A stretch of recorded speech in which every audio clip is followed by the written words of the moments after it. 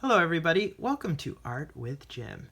Today I am going to be talking about geodes. Now have you ever wondered what a geode is? Yeah, like every day, right? Well, me too, and I'm here to explain it to you in hopefully simple terms. But in other words, geodes are rocks, and you can see this rock here, kind of roundish egg shape on the outside, but on the inside there is absolute magic. Now take a look.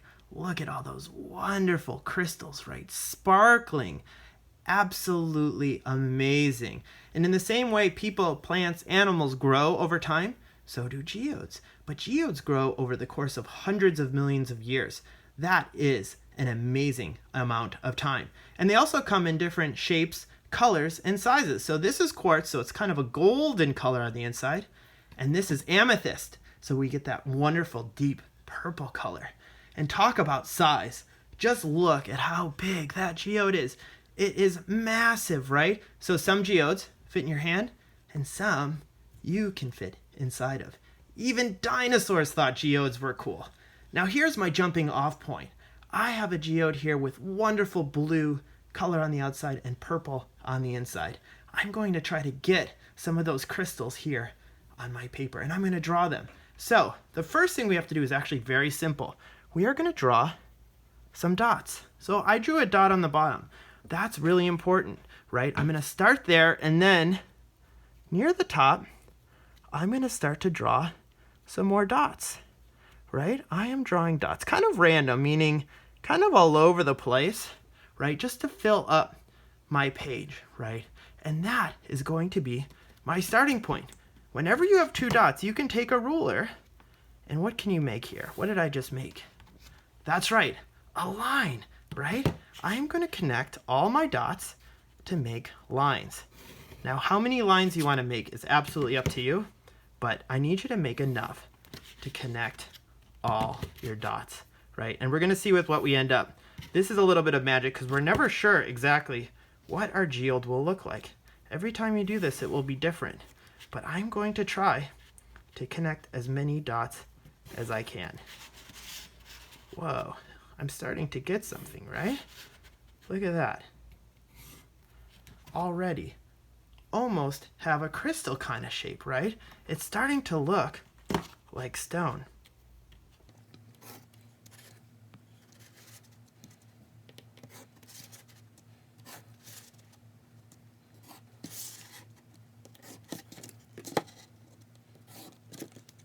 All right.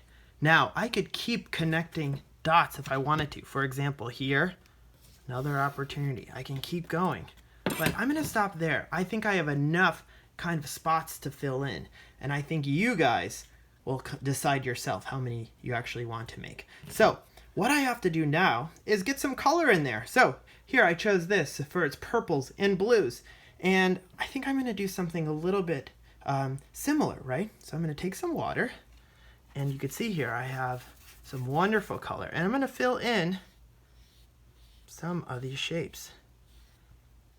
I'm going to try to get each one a little different, right? That one is kind of a purplish color. Ooh, maybe this one's a little pink. I can even do blue, right? It's up to you. You can make as many colors as you want for this geode. What about this? This is breaking the rules a little bit. Maybe a little red. Whoa, that's nice, right? Geodes, like I said, come in all different colors. Now maybe I won't even dip into paint. I'm just going to use a little bit of water. Let's see. Oh, it's just a very, very light pink. You know, but that works too, honestly. Absolutely it does. All right, let me see if I can go back. Wow, every time I add a color, depending on how much water I have, it's a little different. Let's go with a really dark color here.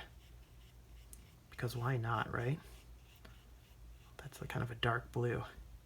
And I'm washing my brush in between because I want the colors to be different. If I keep mixing the same colors over and over again without cleaning the brush, sometimes they all mix together and sometimes make a gray or a brown color.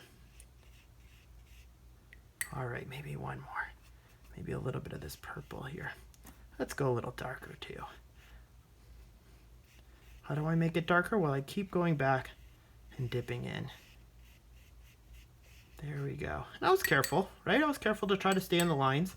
I'm using kind of a big brush. The bigger the brush, kind of the clumsier it is. So I could have definitely used a smaller brush here. But I just made a geode, right? The only thing I'm missing is a name. So what should I call this geode? This brand new one that I made up. I'm going to call it Geomethyst, right? Just like amethyst, but with my name to have a little bit of fun.